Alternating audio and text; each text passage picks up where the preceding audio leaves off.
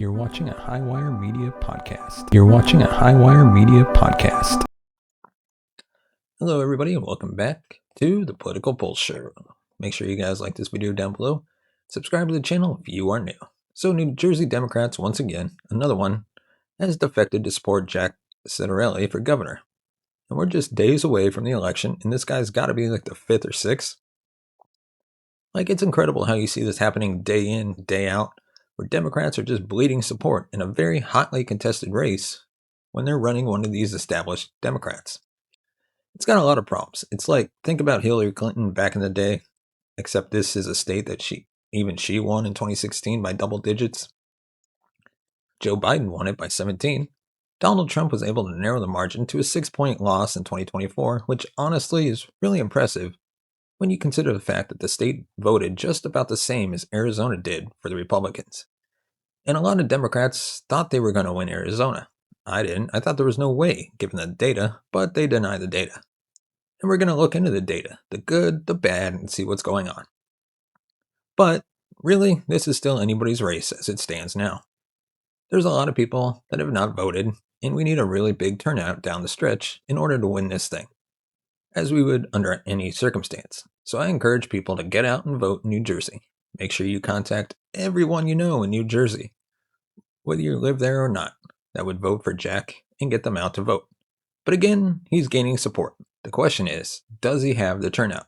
Because keep in mind, Jeff Lewis of Branchville joins a growing number of Democrats endorsing Jack for governor, and that is huge. You're talking about endorsements now that he didn't have back then. You're talking about the VAD Orthodox Jewish community that typically votes as a bloc. He didn't get that endorsement last time. He got some of their votes because there was a lot of, anger that he didn't get it, but it was really the turnout at the level that he needed. Mikey Sherrill this time around, she could not get that endorsement, and she's losing support everywhere. She's not going to do as well with minority voters as Phil Murphy did. She's not going to do as well with union voters. This episode is sponsored by My Patriot Supply, because the truth is, you never know when normal will stop being normal. Let me paint you a quick picture. It's late at night, the power goes out. No warning, no storm, no explanation. You grab your phone, the signal's gone. Hours pass, days pass. The food in your fridge is starting to spoil, and stores are closed, or worse, empty. Most people never think about what they do next until it's too late. That's why I trust My Patriot Supply, the nation's largest preparedness company. They make it easy, and honestly kind of comforting, to know that no matter what happens, your family won't go hungry. Their emergency food kits are packed with delicious, shelf-stable meals that last up to 25 years. That's right. You could be stranded for 25 years, and that food would still be good. We're talking breakfast, lunch, dinner, real meals that taste great, not survival mush. Each kit provides 2,000 plus calories per day, enough to keep you and your family strong when things get uncertain. I keep a 3-month kit in my closet, not because I'm paranoid, but because I've seen how fast chaos spreads when disaster strikes. Remember COVID? Power grids fail, supply chains break, people panic. Having food security gives you peace of mind, plain and simple. So don't wait until the next emergency hits. Use the link in the description today to get your My Patriot Supply emergency food kit today. Because being prepared isn't fear, it's preparedness. And now, back to the episode. The question is it enough?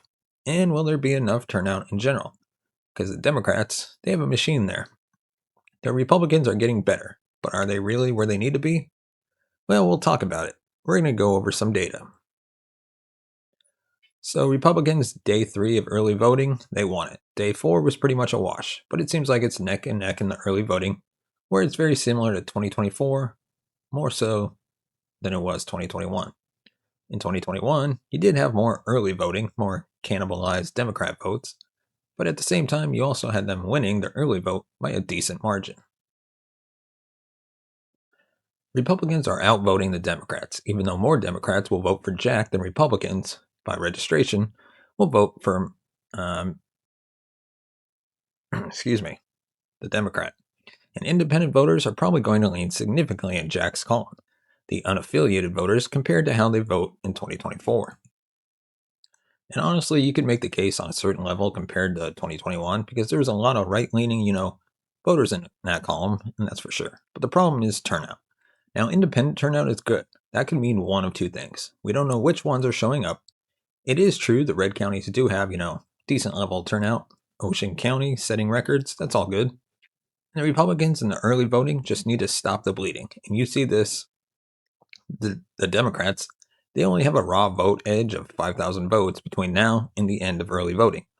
Republicans could easily make that up. And they have to do that. And they should do that. And they should try. But regardless, they're going to need a massive showing on election day in order to win because that's when the race is going to be won.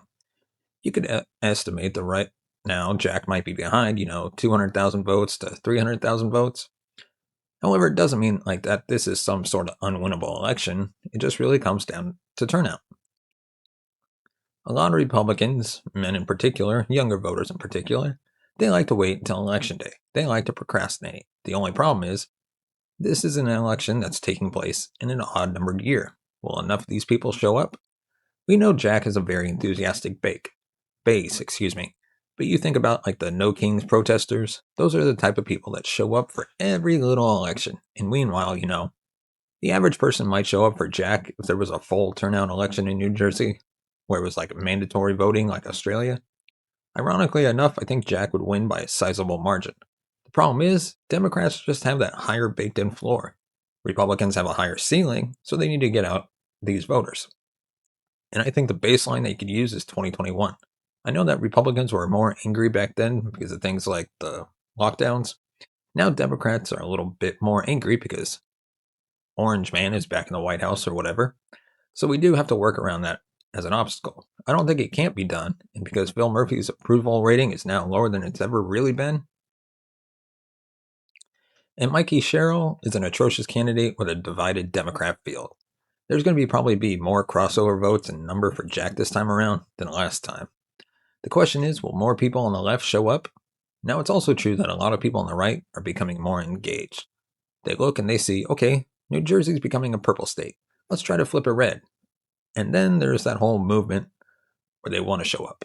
But I'd like to see more turnout in early voting. Although it is true that, you don't know which way the other votes are going to go. We know Jack's probably going to get a higher percentage of them than Trump. And also, the election day vote as well. We need to get some solid turnout up there. But it's possible. You look at the polling and we understand New Jersey polls are awful. They were horrific in the 2024 election. I think they underestimated Trump by like 5 to 10 points. They did the same thing in 2021. And right now, Jack is down.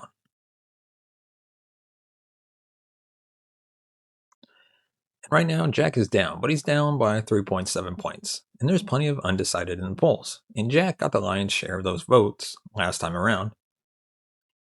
And a lot of those polls, like Rucker, Fairleigh Dickinson, overestimate the end percentage that Phil Murphy got. So we know that these polls are not really going to tell us the entire story here.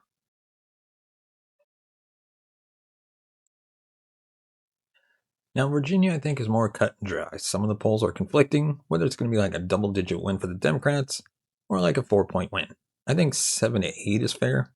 And then, down ballot, I think that the Republicans will overperform at the top of the ticket at the lieutenant governor slot by a couple of points.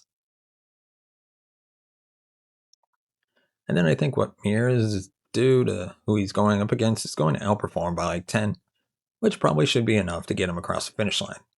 This race comes down to how off the polls are, who those unaffiliated voters truly are, and how many flips Jack is getting compared to vice versa.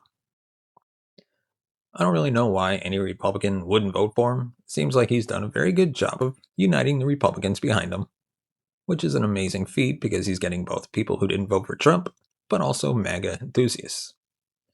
That is something that you want to see. And, the Democrats, people that are voting for her are just holding their nose and they're blinded by Trump derangement syndrome. But it's true. New Jersey is still New Jersey. This is still the state that 5 years ago backed Joe Biden by 17 points. And if you really have this environment where it's like a blue wave and your run-of-the-mill establishment Democrats end up underperforming Kamala Harris, that's not really the greatest sign in the world moving forward for you. I know it's a statewide race. It's a little bit less polarizing. I get that. But still, if there's really this like massive blue wave, this is like a litmus test. Because these special elections, they cling to this as a statewide race. The first big race with an R and a D next to the candidate's name in an entire statewide election that we're going to be seeing since Trump's victory last fall. So we'll see who's able to really pull out the victory, but Jack has a path. We just need people to turn out. So if you're in New Jersey, please turn out. So anyways, guys, thanks for watching this video. Like this video down below, comment down below, subscribe to the channel, hit that bell for notifications so you never miss another video. You can follow me on social media. The links are all in the description down below, and I will see you in the next video.